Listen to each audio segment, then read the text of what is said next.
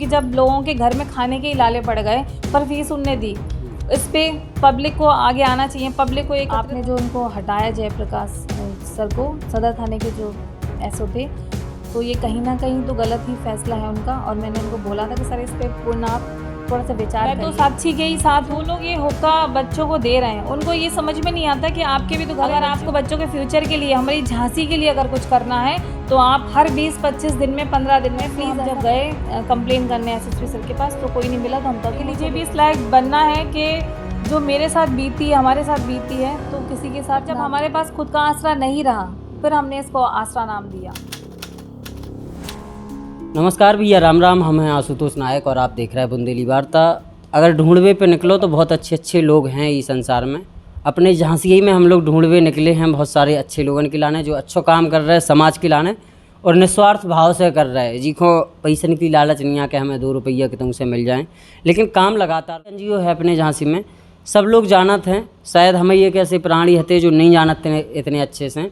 आज चर्चा हुई है पूजा शर्मा जी से, जो आसरा सोसाइटी आसरा एनजीओ चलाती हैं और लगातार काम कर रही हैं लोगों के लाने, झांसी के लाने। आदिवासी बच्चन को कभी बड़ी बड़ी 7 स्टार 5 स्टार होटल में लवा जाती हैं, जिते आम लोग मीडियम क्लास के लोग भी नहीं जा पाते हैं, उतने आदिवासी बच्चन को लवा जा रही हैं। कभी नशा मुक्ति के लाने काम करती हैं, कभी अवैध कब्जन के लाने काम करती हैं, कभी महिला के लाने काम करती हैं। जो एनजीओ है, सोसाइटी है, इसकी शुरुआत कहाँ से हुई, कब लगा कि अब हमें सोसाइटी बनानी चाहिए, लोगों की मदद करने की कहाँ से? क्योंकि अपने झांसी में बहुत सारे लोग हैं, लेकिन 2-4 लोग ही मिलते हैं जो लोगों की मदद करना चाहते हैं। जी बिल्कुल, आपने सही कहा, क्योंकि आजकल लोग इतने व्यस्त हैं कि खुद के ही काम करने के लिए टाइम निकालना है तो दूसरे के लिए कैसे निकालें। तो वही है ना कि जब हम पे खुद से कुछ चीज़ बीतती है तब हमें वो चीज़ समझ में आती है। तो कहीं ना कहीं हम लोगों के साथ भी ऐसी चीज़ें हो चुकी थी, तभी हमने सोचा कि क्यों ना हम भी ऐसे इस लायक बने कि कभी किसी ये काम करा सकें, क्योंकि हमारे कभी किसी ने कुछ काम नहीं कराया उस टाइम में। और नाम आसरा इसलिए दिया क्योंकि हमारा जो ससुराल का जो मकान था वो 40-50 साल जो पहले पुराने मकान होते वो था। उसका केस वेस चलता रहा, हार गए, फिर हम लोग सब अलग अलग हो गए, रेंट पे ही रहते हैं हम लोग। तो वहाँ से फिर जब हमारे पास खुद का आसरा नहीं रहा फिर हमने इसको आसरा नाम दिया। और उस टाइम पे क्या था, मेरी बेटी भी छोटी थी, स्कूल में से एसएफसी में सोचा एडमिशन कराने की, तो कुछ अपने ही लोग थे जिनने अपने अपने बच्चों के करा लिए, पर मेरी बेटी के लिए किसी ने ध्यान नहीं दिया। हस्बैंड भी थे, वो ये कहते थे कि किसी भी स्कूल में करा दो, सब स्कूलों में अच्छी पढ़ाई होती है, लेकिन एक माँ होती ना, वो चाहती कि अच्छे स्कूल में बच्चा पढ़े। तो बहुत टाइम तक प्रयास किया पर नहीं हो पाया। तब मैंने खुद नहीं ठाना था, इनसे बोला कि मुझे भी इस लायक बनना है कि जो मेरे साथ बीती है, हमारे साथ बीती है, तो किसी के साथ ना बीते। तो ऊपर वाले की कृपा से आज हम लोग इस लायक बन चुके हैं कि स्कूल के लिए भी फ़ोन आते हैं कि हमारे बेटी का एसएफसी में करा दो या किसी में करा दो, तो कह के हम लोग भी करा देते हैं। तो बहुत अच्छा लगता, और कभी ऐसा नहीं लगा कि नहीं इनके लिए हम नहीं करें, हमारे पास टाइम नहीं है। जो हमसे बनता है वो हम करते हैं और सबके लिए करते हैं। बिल्कुल सबके लिए करते हैं। वही मैंने आपसे कहा ना, जो हमसे बनता है। हम सिर्फ पैसे की मदद नहीं कर सकते भैया, क्योंकि हमारा जो एनजीओ वो किसी गवर्नमेंट उससे नहीं चलता है, ये मैं आपको बता दूं, क्योंकि कुछ लोगों के दिमाग ऐसे चलते हैं कि ये लोग कमाते कहाँ से और इतना लगाते कहाँ से। तो ये मैं आपको बता दूं कि हम लोग सिर्फ पैसे की मदद आपकी किसी की भी नहीं कर सकते। हमारे साथ कुछ ऐसे लोग जुड़े हुए हैं जो कुछ भी हम करते हैं, जैसे मान के चलिए आप, स्कूल में हमने यूनिफॉर्म बंटवाई है, शूज़ बंटवाए, तो ये झांसी के बहुत अच्छे लोग हमारे साथ जुड़े हैं, जो इसको हमने उनसे बोल दिया कि भाई इसको स्कूल में इतने इतने शूज़ चाहिए, यूनिफॉर्म चाहिए, तो वो हमको मदद कर देते हैं। बिल्कुल बिल्कुल सीधा सामान दिला देते हैं। और हमारे साथ जो एनजीओ में लोग जुड़े हैं, छोटे जो खर्चे होते हैं वो हम सब मिलके करते हैं। लगभग अभी कितने सदस्य हो गए हैं एनजीओ में, कितनी महिलाएं हैं, कितने लोग काम कर रहे हैं साथ में? ऐसे तो 1000 लोग करीब जुड़े हैं हमारे एनजीओ में, लेकिन ये तो आप भी जानते हैं कि समय की वजह से आ नहीं पाते हैं लोग। सक्रिय लोग कितने हैं लगभग? सक्रिय तो 50 लोग तो हैं ही, पर एक टाइम पे जैसे आप बुलाओ कि अभी आप आओ जस्ट, तो नहीं आ पाएंगे। 20 लोग तो आ ही जाएंगे आपके। महिलाएं ज़्यादातर जुड़ी हुई हैं, तो महिलाएं आपको पता है कि आज ये हो गया वो हो गया, या फिर मुझे टाइम नहीं है, या फिर सुबह का टाइम है, इसलिए। और हम किसी पे वैसे डिपेंड नहीं होते कि हमें सबको लेके ही चलना है, या इस जगह से आपने देखा होगा मेरा वीडियो, परसों हम जब गए कंप्लेन करने एसएसपी सर के पास तो कोई नहीं मिला, तो हम तो अकेले ही चले गए। तो ऐसा कभी कभी होता है कि आपको लोगों की ज़रूरत है, भरोसे नहीं है किसी के कि वो आएंगे तभी हम जाएंगे। कोई बात आ गई तो अकेले भी चल पड़ेंगे। बस जैसे हमने एनजीओ खोला था तो अकेले सोचा कि अकेले ही हम दोनों ने चलाए, लेकिन वो होता है ना, नाम देने के लिए आपको 7 लोग कंपलसरी होते हैं। 7 लोग, फिर लोग अपने आप ही, अगर आप अच्छा करोगे तो अपने साथ ऑलरेडी आपके साथ लोग जुड़ते चले आते, तो ऐसे लोग जुड़ते चले आए। पर ये हम किसी के लिए रुके नहीं होते। हस्बैंड है तो ठीक है, उनके साथ मैं चली जाती हूँ, नहीं तो एक्टिव उठाई अपने खुद से ही चले जाते हैं। मैम अभी हाल ही में देखा, आप कप्तान से आपके यहाँ जाती हैं, हुक्का बार की शिकायतें होती हैं, हुक्का बार का क्या है पूरा मसला, क्या जी होना भैया, चाहिए? वैसे तो आप देख रहे हैं कि आज की जनरेशन वैसे ही बहुत फास्ट जा रही है ना। फ़ोन के ऑनलाइन, जब से ऑनलाइन पढ़ाई शुरुआत हुई है तब से बच्चे बहुत हद तक बिगड़ चुके हैं, क्योंकि पढ़ाई के अलावा ही बच्चे फ़ोन चला रहे हैं, तो कुछ भी देख रहे हैं, कुछ भी खेल रहे हैं, सही बात है ना। तो वैसे ही आजकल बच्चे क्या करते हैं, घर में बर्थडे पार्टी नहीं करते। बर्थडे पार्टी हुई, गेट टुगेदर पार्टी, जो भी करना हो होटलों में ही करते हैं। ठीक है। तो आप वहाँ देखेंगे हर होटल में, हर छोटे रेस्टोरेंट में, बड़े में, सब में हुक्के अवेलेबल हैं। बच्चे पार्टी करते हैं, वो व्यवस्था करा देते हैं आपकी। तो कहीं ना कहीं नशे के आदी बना रहे हैं ना। हाँ। मतलब आप जो लोग ये हुक्का बच्चों को दे रहे हैं, उनको ये समझ में नहीं आता कि आपके भी तो घर में बच्चे होंगे। अगर आप नशा बच्चों को परोस रहे हैं तो कहीं ना कहीं आपके लेकिन उनका कहना तो होता है कि इसमें नशा कोई है नहीं, फ्लेवर है, ऐसी कुछ बातें भी आती हैं। जी हाँ, बिल्कुल आती हैं, क्योंकि कुछ बच्चे अपने जानकारी वाले भी होते हैं, उनसे भी बोला है कि नहीं बेटा ऐसे रेस्टोरेंट में नहीं जाया करो, तो बच्चे ही बोलते हैं कि नहीं वो तो फ्रूट फ्लेवर होता है। तो ठीक है, मैं सहमत हूँ इस बात से कि हो सकता है, हमारे ज़माने में तो हुक्के चलते ही नहीं थे, तो बच्चे कहते हैं तो हो सकता है फ्रूट फ्लेवर हो, लेकिन आज तो वो ये फ्लेवर कर रहे हैं, कल वो नशा भी तो करेंगे, है ना। जैसे आज बच्चे कोल्ड ड्रिंक पीते हैं, फिर बियर, फिर धीरे धीरे आपकी शिकायत के बाद जब छापामारी हुई कई रेस्टोरेंट में, तो आपत्तिजनक सामग्री भी मिली नशे से जुड़ी बिल्कुल हुई? बिल्कुल मिली। मैंने भी अमर उजाला में देखा कि वहाँ पे सारे नशे की चीज़ें ही पकड़ी गई।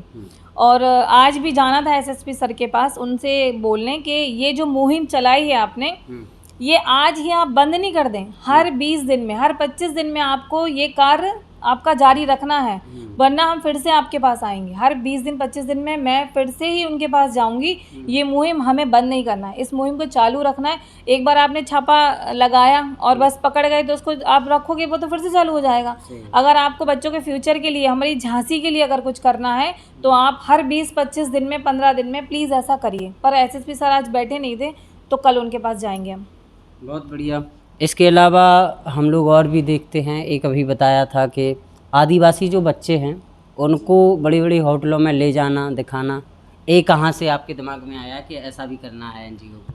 ये इसलिए आया दिमाग में भैया, जैसे कि हम लोग एनिवर्सरी करते हैं, अपना जन्मदिन करते, बच्चों का जन्मदिन, बहुत से ऐसे चीज़ें होती हैं, तो उन्हीं लोगों को बुलाते हैं। जैसे हमारे मिलने वाले हुए दोस्त यार हुए, उनके साथ सेलिब्रेट किया। और ये तो आपको भी पता है कि ज़्यादातर लोग ऐसा ही करते हैं। तो विचार आया कि क्यों ना हम ऐसे लोगों के साथ सेलिब्रेट करें जिन बच्चों को ये सब चीज़ें मिलती ही नहीं है खाने को। आप विश्वास नहीं करेंगे, जब हमने पहली बार किया तो बच्चों ने चाउमीन और ऐसी चीज़ें, पिज़्ज़ा, बच्चों ने पहली बार देखा था। तो बहुत अच्छा लगता है कि हमारे बच्चे तो खाते पीते ही रहते हैं, और हम भी पार्टी घर में करते हैं, अपने ही लोगों को बुलाते हैं, जो वही लोग ही आते हैं। सही बात। तो तब से ही हम लोगों ने कर लिया कि किसी की भी एनिवर्सरी हो, जन्मदिन हो, हम लोग उन बच्चों के साथ ही करते हैं। और भी तमाम काम हैं जो आपने किए हैं, उनमें से कुछ 2-4 काम जो आपको लगते हैं कि नहीं ये बहुत प्रशंसनीय रहे, और झांसी के लोगों ने इस काम को, आसरा एनजीओ के इस काम को बहुत सराहा, बहुत अच्छा लगा आपको? भैया अंदर से भी खुशी मिलती होगी। हाँ, ऐसा तो कोई सारे काम ऐसे हैं जो लोग पसंद करते हैं, तो ऐसा काम तो मुझे नहीं आ रहा याद, क्योंकि सारे ही काम ऐसे हैं, है ना। जैसे हम लोग बच्चों को भी हर उसमें जाते हैं, बच्चों के साथ सेलिब्रेट करते हैं, तो वो भी बच्चे बहुत खुश होते हैं। और बहुत से ऐसे स्कूल हैं जिन स्कूलों में भी हम जाते रहते हैं, और जाते हैं तो बच्चे हम लोग से बोलते हैं कि मैम अब की बार हम लोगों को ये चीज़ आप दीजिए, अब की बार हम लोगों को ये चीज़ आप लोग दीजिए। तो अच्छा लगता है कि बच्चे बेझिझक हम लोगों से बोल सकते हैं, है ना।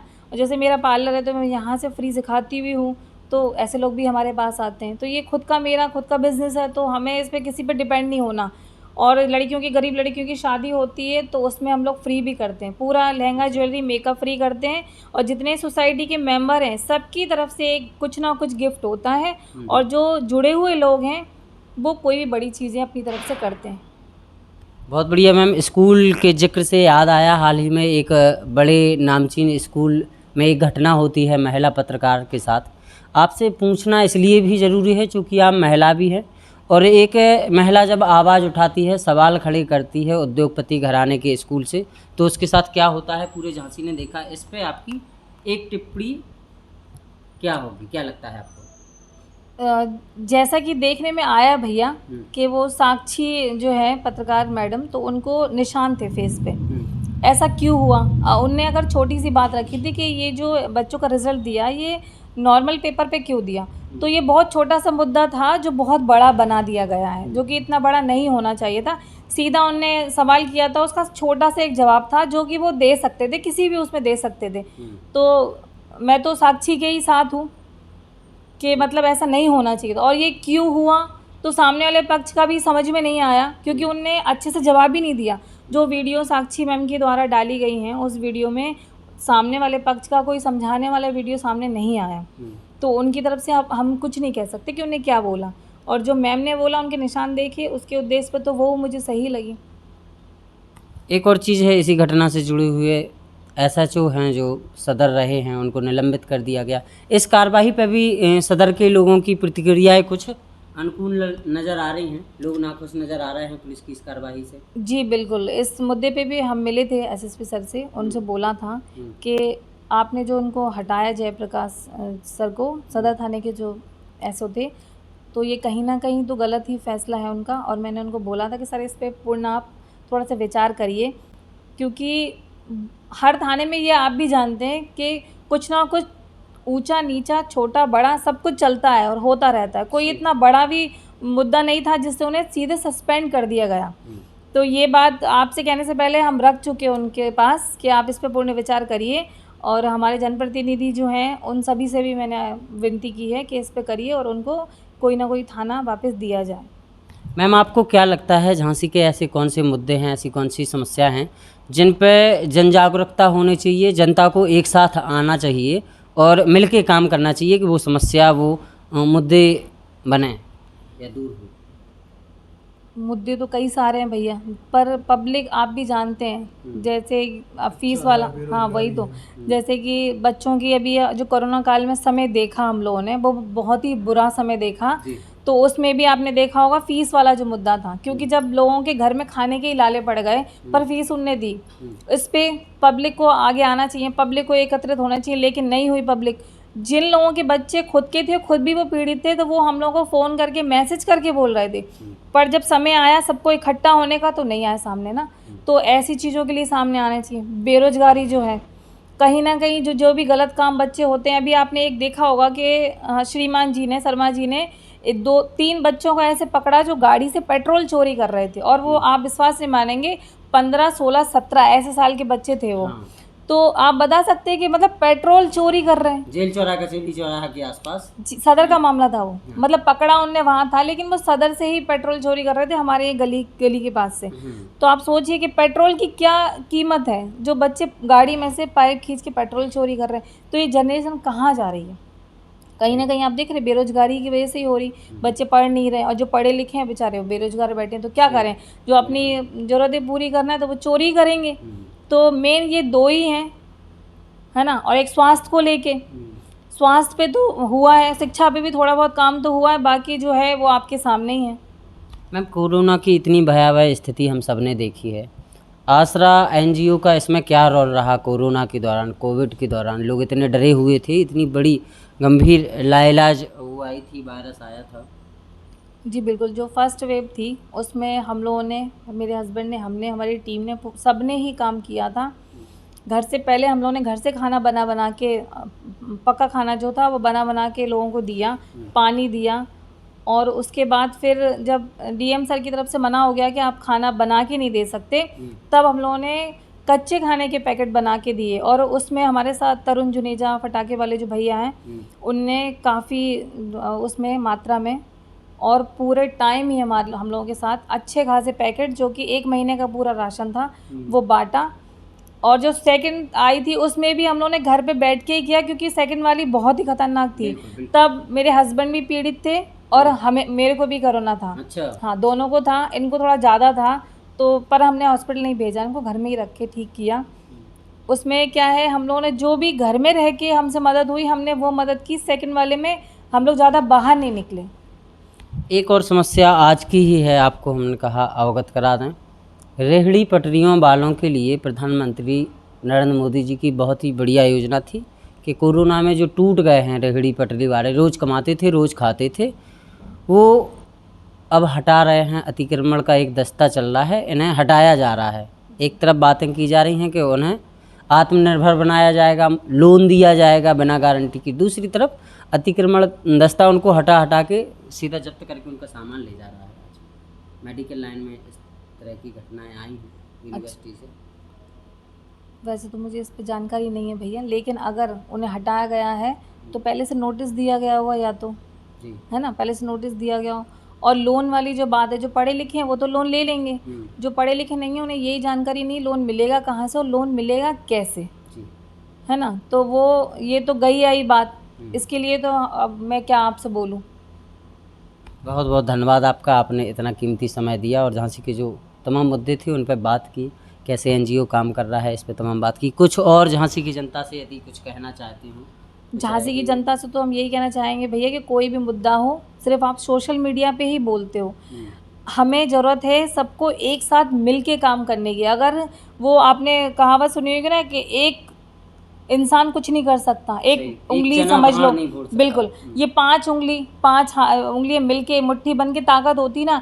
झांसी की जनता को ऐसे इकट्ठा होके ही काम करना पड़ेगा, तभी आपकी सुनवाई होगी। आप सोचो, आप अकेले किसी के पास जाओ तो नहीं होगा। आज आसरा एनजीओ सबके सहयोग से ही है, सही बात है ना, सब मिलके ही करेंगे। तो उनसे मेरी यही विनती है कि सब लोग मिलके ही रहें और कभी भी किसी को ज़रूरत हो सब मिलके ही काम करें, तभी हो पाएगा। बहुत बहुत धन्यवाद मैम, थैंक यू।